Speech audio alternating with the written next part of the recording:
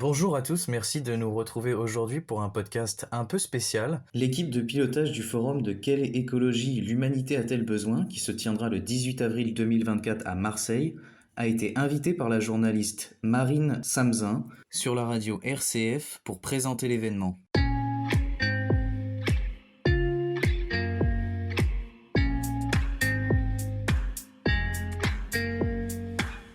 De quelle écologie l'humanité a-t-elle besoin ? C'est le titre d'une conférence forum organisée le jeudi 18 avril prochain à Marseille par le Courant pour une écologie humaine, un laboratoire d'idées fondé il y a 10 ans qui vise, selon sa devise, à prendre soin de tout l'homme et de tous les hommes, en cohérence bien sûr avec Laudato Si.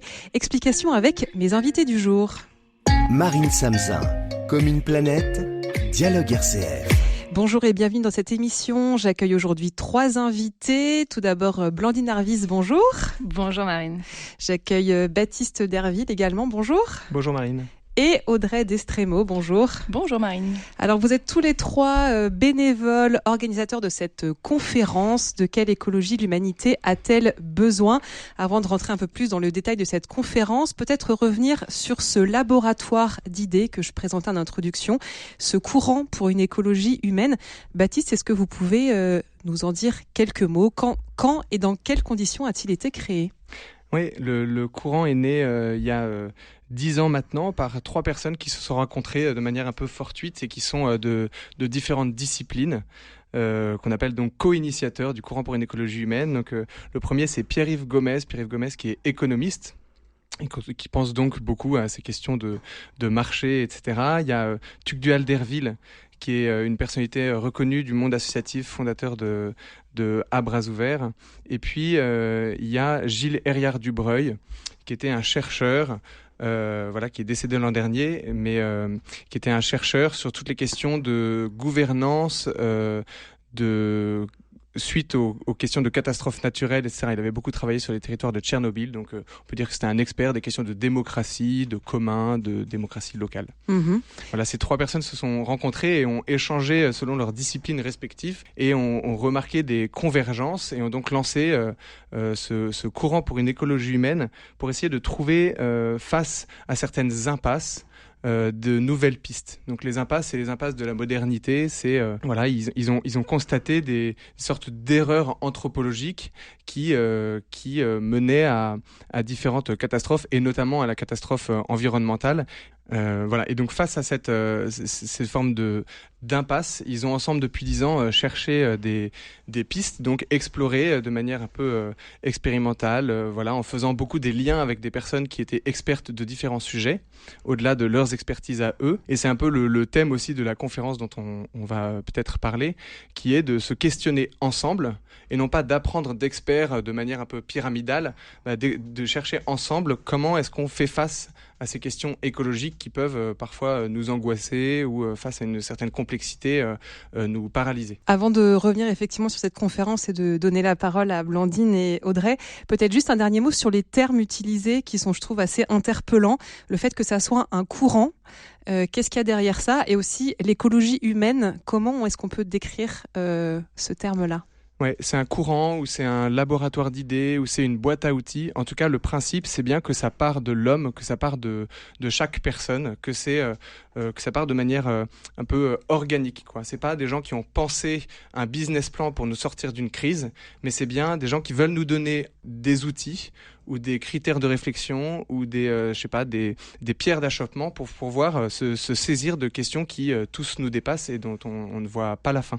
Donc chacun est appelé à participer et à trouver des pistes. Et donc eux nous donnent quelques critères anthropologiques d'abord, parce qu'évidemment il faut bien partir de quelque part, il faut avoir des critères un peu solides, mais en sachant bien qu'ensuite c'est en avançant qu'on va découvrir des pistes. Et donc ils nous proposent ici une formation, des livres, des réunions de mise en lien. Avec Blandine et Audrey que je connaissais par ailleurs, on n'avait jamais discuté de ces questions-là, et grâce à cet événement de la conférence, on se met en lien, et c'est tout le sens du courant pour une écologie humaine. On se met en lien et ensemble on discute, ou même ce soir chez RCF, de ces questions. Alors Blandine et Audrey, justement, pour vous, qu'est-ce qui vous a donné envie de vous investir dans l'organisation de cette conférence et d'y participer ? Audrey ? Eh bien, moi, c'était un courant... l'écologie humaine, ça m'a parlé parce que déjà pour le mot humain, moi, j'accompagne des personnes en entreprise et souvent qui sont épuisées en entreprise et souvent elles se mettent au service de causes qui sont louables. J'accompagnais des personnes dans des organismes, dans des associations, surtout dans les quartiers nord de Marseille, et qui peuvent être épuisées. Et en fait, elles se mettent au service de causes, on pourrait dire globalement écologiques, mais finalement elles oublient leur écologie humaine et du coup, elles arrivent pas au bout du projet. Et donc ce terme-là m'a interpellée et donc j'ai retrouvé cet anthropocentrisme dans le courant pour une écologie humaine qui m'a parlé. Et aussi, en fait, là à Marseille et même plus généralement, j'ai l'impression parfois d'être dans mes initiatives peut-être seule dans cette volonté de changer mon mode de vie pour être plus écologique et pour prendre soin de mes enfants. Et en fait, le fait de pouvoir échanger avec d'autres et avoir des témoignages, c'est quelque chose qui va me nourrir et que je vais faire porter avec une communauté et pas seule. Et donc, c'est ces deux choses-là, de cette création de liens qui me met en mouvement et de remettre l'homme au centre. Blandine, pour vous, qu'est-ce qui vous touche, qu'est-ce qui vous parle dans ce courant pour une écologie humaine ? Donc moi, je suis quand même plutôt familière avec la notion d'écologie intégrale, que les auditeurs de Comme une planète doivent bien connaître. Bien sûr. Qui découle de l'encyclique Laudato Si. Alors juste pour rappel, on vous avait déjà invité dans des précédents Comme une planète pour le parcours Laudato Si que vous aviez lancé avec d'autres sur Marseille. Oui, tout à fait. Donc c'est pour ça, j'imagine, que vous avez cette familiarité-là avec l'encyclique du pape François. Oui, tout à fait. Et ce qu'on retrouve, en fait, donc Laudato Si et le courant pour une écologie humaine, on peut dire, partagent une même inspiration, et notamment la notion que tout est lié. Et à titre personnel, en fait, l'écologie, c'est pour moi la science, de manière générale, c'est la science des relations entre eux. Des individus qui partagent un milieu, donc ça peut être des individus d'espèces différentes, mais notamment l'espèce humaine. Et pour moi, il importe d'avoir un regard critique, notamment sur la manière dont l'homme habite son milieu et la manière dont les hommes se mettent en relation les uns avec les autres. Mmh. Et ce que je trouve, moi je travaille dans l'écologie de manière un peu, dans le sens dont on entend un peu général, je travaille sur les politiques climatiques.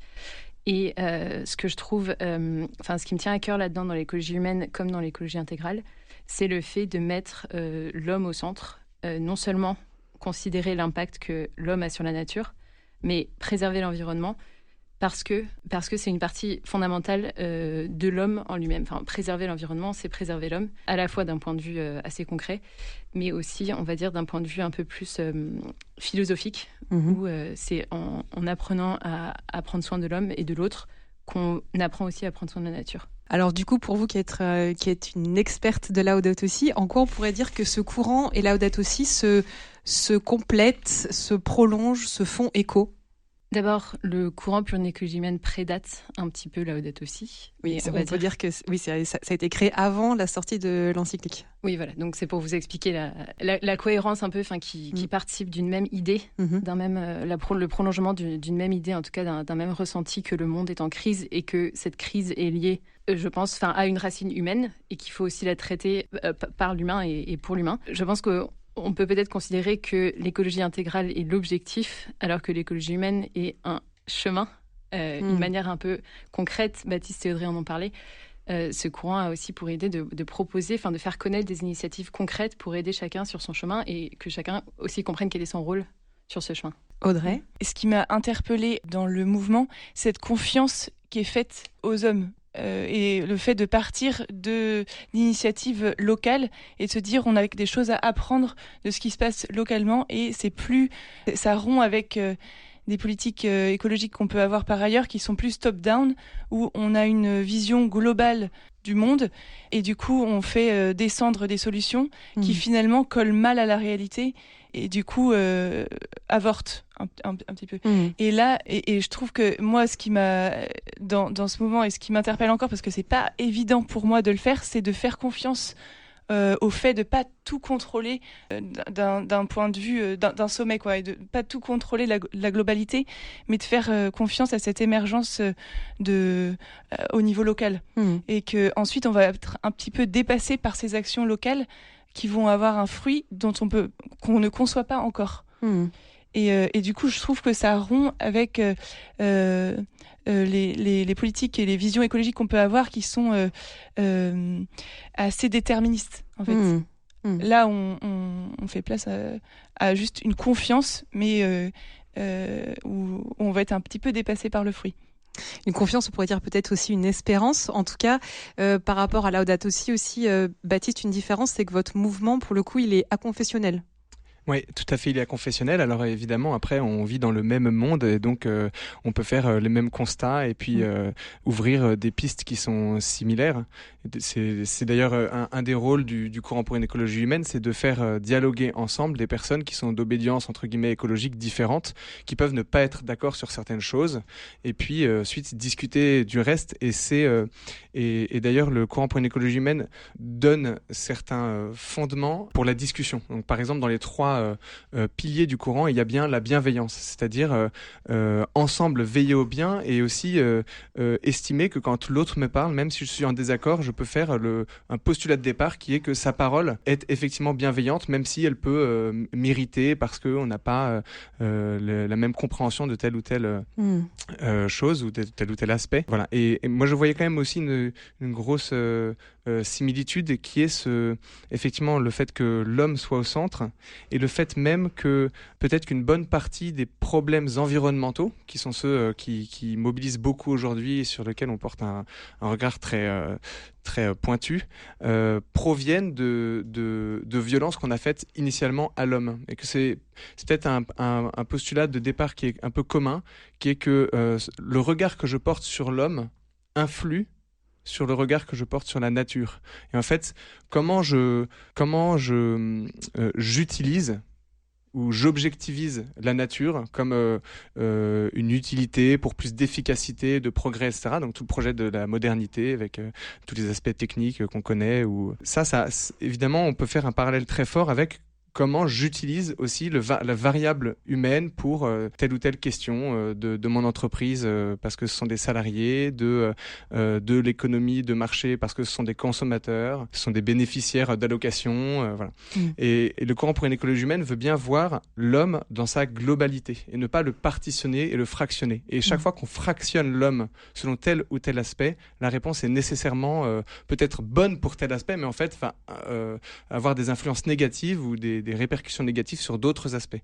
Donc le fameux slogan que vous avez cité au début, prendre soin de tout l'homme et de tous les hommes, c'est ça. Et d'ailleurs, la conférence, elle est intitulée « De quelle écologie l'humanité a-t-elle besoin ?» et non pas, comme on l'entend parfois, « Comment sauver le climat ? Comment sauver la planète ?» etc.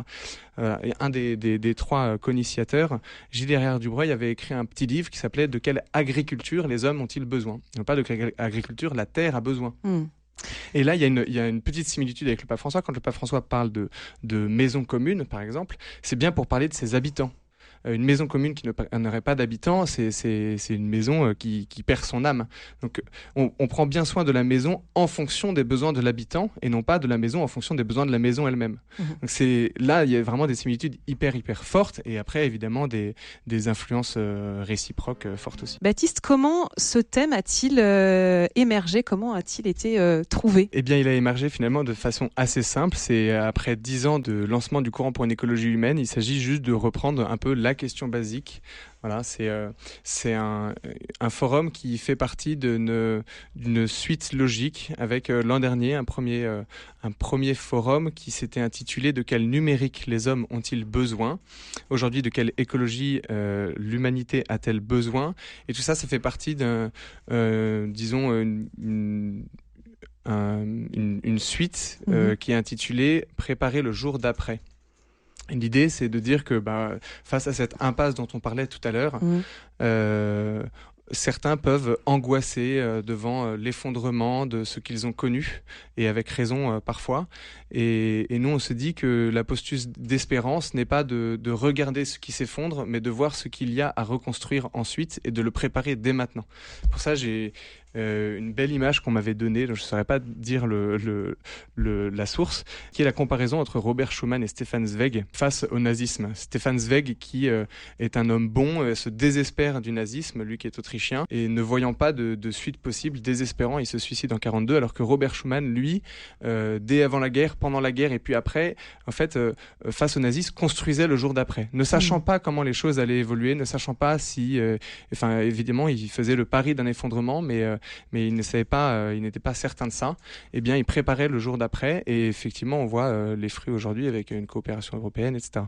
Voilà, c'est un peu l'idée.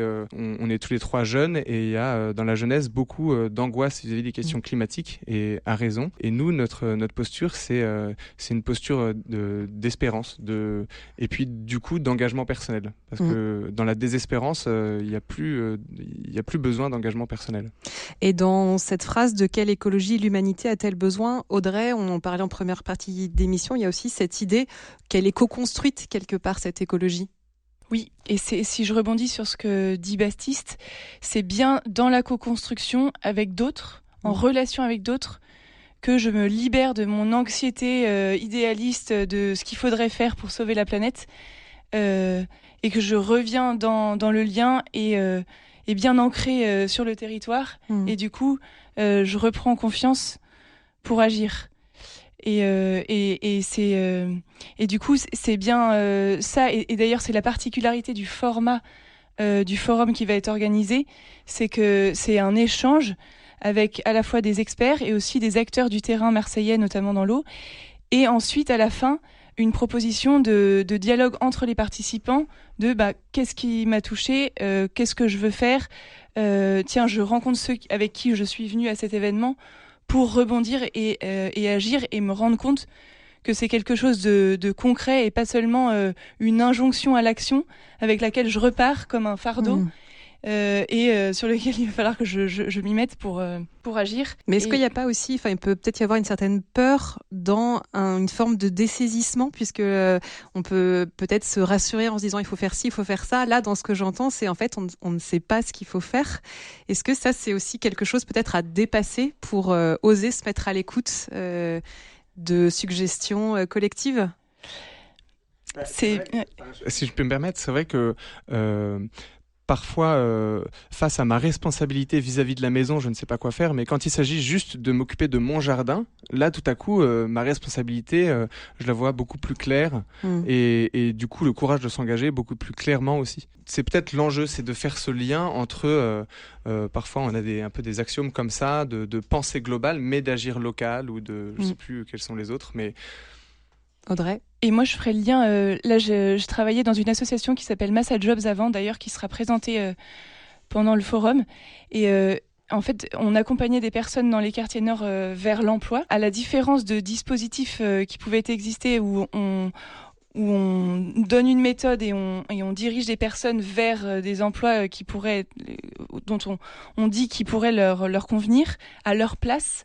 Là, c'est plus une question de je sais pas ce qui va émerger, mais en fait, j'ai confiance au lien et à l'unicité de ce qui fait la personne. Et du coup, de notre relation, de nos échanges, va émerger quelque chose de beaucoup plus puissant que si dans mon coin, j'avais tout réfléchi tout seul et agi.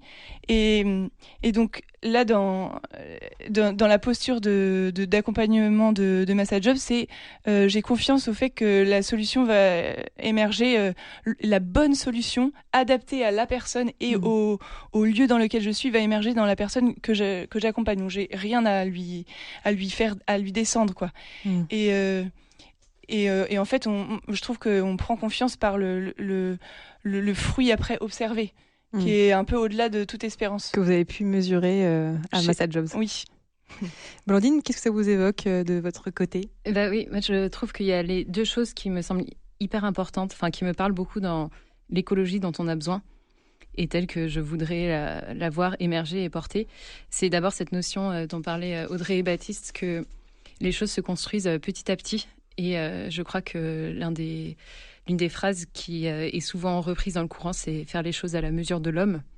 Donc ça veut dire chacun à notre échelle, en fait, on a des actions. Et ça, c'est important de s'en rendre compte, parce que je pense que une des choses qui nous décourage d'agir sur le climat, sur toutes les crises écologiques, on va dire, c'est de penser que notre portée est trop petite.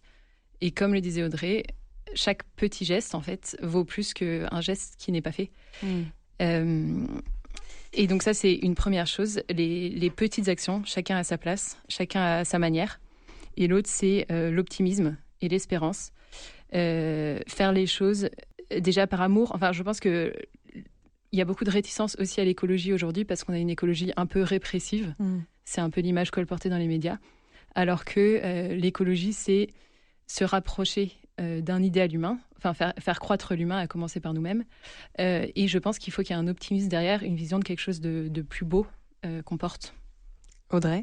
Oui, et ça me fait rebondir, là, on en avait parlé juste avant avec Blandine, mais c'est la différence de, en fait, la motivation, c'est pas le quoi, sauver la planète, mais c'est pour qui je le fais. Et moi, le moteur qui fait que je me suis vraiment engagée et instruite sur l'écologie, c'est j'ai eu des enfants et je me suis dit en 2050 ils auront 30 ans. C'est ça qui m'a mise en action et c'est le fait d'agir pour ceux qui sont autour de moi et pour mes enfants. Et du coup, c'est l'amour qui me meut. Et donc, elle est beaucoup plus juste que si c'était un objet déterminé, immuable du coup, et pas vivant, et du coup qui tomberait à côté en fait. De quelle écologie l'humanité a-t-elle besoin ? Donc c'est une conférence forum organisée le 18 avril prochain à Marseille, au centre Le Mistral, juste à côté de la radio, 11 impasse Flammarion. Pour ceux qui souhaitent s'inscrire, comment faire, qui souhaitent donner les informations pratiques ? Baptiste ? Oui, c'est très simple, il suffit de se connecter au site www.écologiehumaine.eu et là vous trouverez immédiatement sur la page de garde un lien qui vous expliquera tout, les 5 ou 6 intervenants et puis le petit lien d'inscription. Voilà, la participation au forum est gratuite. Un grand merci à tous les trois, Blandine Arvis, Baptiste Derville et Audrey Destremaux, d'avoir été nos invités dans Comme une planète aujourd'hui. C'est la fin de cette émission. N'hésitez pas à la réécouter sur rcf.fr. Merci de votre écoute et de votre fidélité et à très bientôt dans Comme une planète.